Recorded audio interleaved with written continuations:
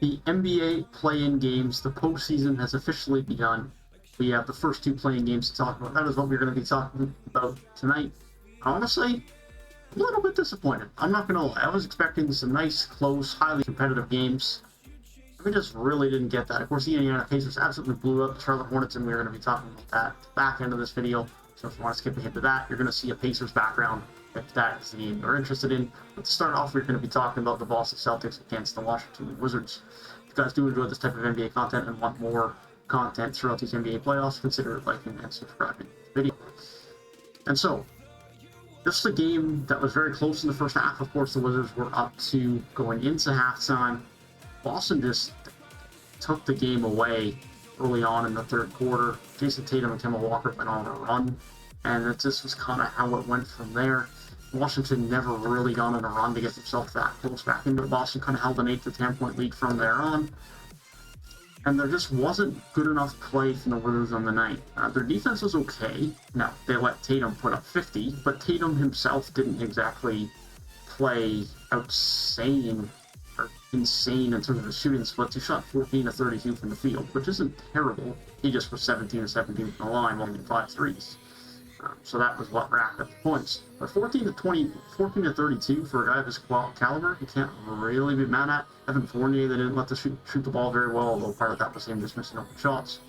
And it also didn't help for Boston that Robert Williams went out early in this game in the second quarter with that toe injury being re-aggravated, but the Wizards were never able to take advantage of that. From the Wizards standpoint, we're going to talk about them first. Russell Westbrook just didn't look himself tonight, to be honest. He didn't look like the caliber of player that we've seen in the last 3 weeks, in the last few months, and into the postseason.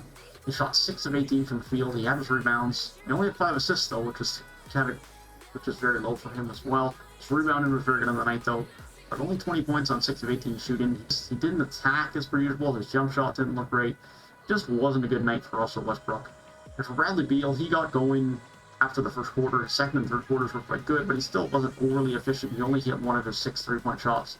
And that was really the issue for the Wizards on the night. One was turnovers, especially early in the game, and their transition defense. Off of those, Boston went heavily in the transition points off turnovers department. And the Wizards only made 3 threes, shooting 14% from deep. And in today's NBA, you just can't win shooting 14% from deep, and that's why they only ended up putting up 100 points on the night. Davis Bertans was 0-7, Russell Westbrook was 0-4, and Bradley Beal was 1 of 6. And that's just never going to be a recipe for success for any basketball team, never mind the Washington Wizards, when your 3 best players / 3-point shooters with Bertans are just not hitting them.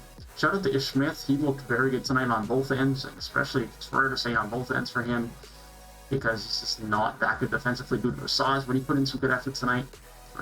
He got some disruptions, some good key blocks. So again, not something we say something for Ish Smith very often. Some good deflections. He shot 6 of 8 from the field and put up 17 points, making some key buckets, especially in that second quarter, was what led them on a run to get a bit of separation from the Celtics before Tatum willed them back into it at the end of the quarter. But that was really it for Washington. Roy Hachimura only took 5 shots. Alex Len really struggled from the field. Robin Lopez and Gafford did the thing off the bench. Gafford finished with 12. There just wasn't really anyone for the Wizards who really played that great other than Ish Smith, and it showed at the end of the game. Gafford had a good game. I will give credit to that. Gafford did his thing. But Ish Smith was visibly frustrated with his team at the end of the game. I believe there was about 2 minutes left in the fourth, and he was having to talk to his team in a timeout, and I'm sure it was more so geared towards the next game, given that now they have to beat the Indiana Pacers to get into the playoffs. But it was a disappointing performance from Washington, and them and Scott Brooks are going to have to go back to the drawing board to figure out how to play a lot better, shoot a lot better against the Indiana Pacers. From Boston's standpoint, it was really a game of Jason Tatum and Kemba Walker, which is kind of what you were going to have to expect going into this game. Those two were going to have to lead the load, as they're going to have to for them to have any success in the playoffs, and they did that, which is good. I'll give them a few days off to rest before they had the very tough task of playing the Brooklyn Nets. But Jason Tatum had one of the best games of his career, especially in the playoffs. To drop a 50-piece in the playoffs is a tough ask. He was getting doubled and blitzed for lots of the night.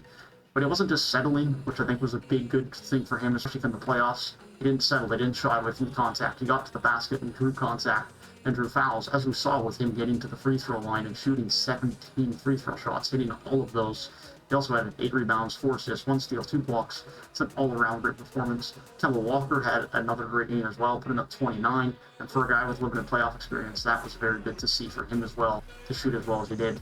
He shot 6 of 14 from deep as well. Very good game for Kemba Walker. Tristan Thompson played good in extended minutes with Robert Williams picking up that injury. He picked up 12 rebounds, putting up 12 points as well. My biggest concern for Boston is definitely their bench and their depth. Their bench scoring outside of Tristan Thompson, who essentially was the starter on the night, was 3 from Naismith, 2 from Carson Edwards, and 3 from Romeo Langford. That was it. That was it. That's an issue.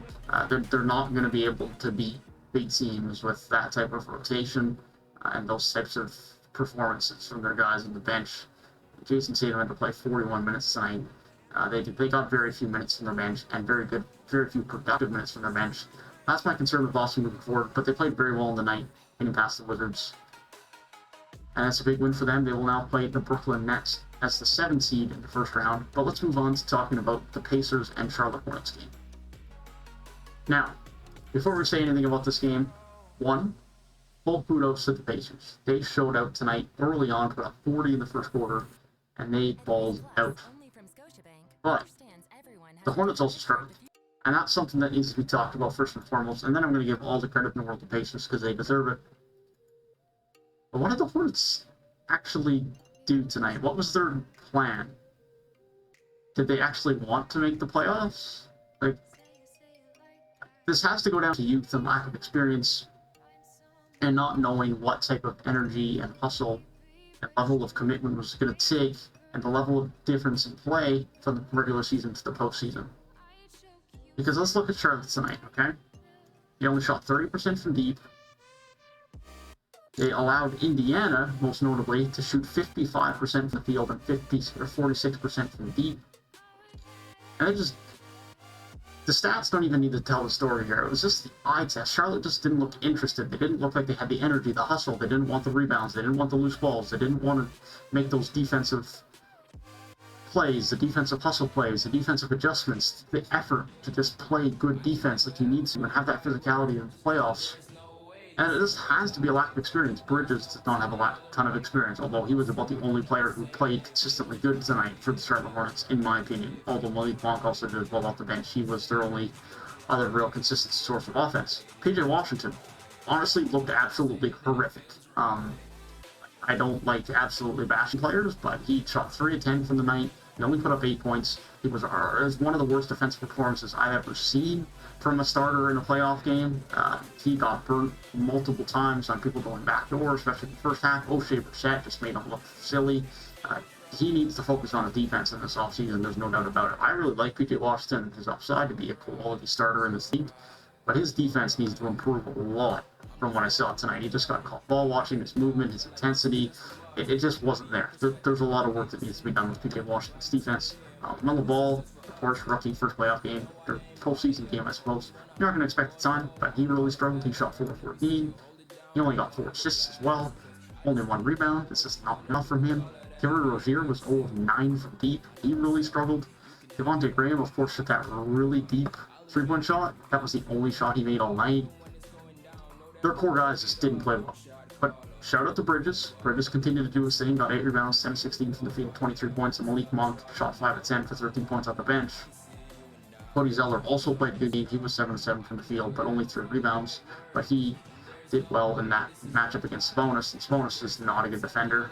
That's just factual, especially at the center position. So he took advantage of that. That was it. Biombo only played the 3 minutes at the start of the game, and that was it. He never saw the court after that. Charlotte just didn't look interested. They played really poorly. Shout out to Mikal Bridges, Malik Monk, Zeller doing what they could to get this team over the hump, but they just really stood no chance for, honestly, within the first few minutes. The Pacers just had already developed a 10-plus point lead, and Charlotte never cut it under that the rest of the game. It was just Indiana's game to win from the get-go. Now, I'm going to give credit to Indiana. So, Indiana Pacers fans, this is where you've been waiting for me to actually talk about the team. You guys were insane tonight. I like the Pacers. I am a Raptors fan, but I really like what this Pacers roster has.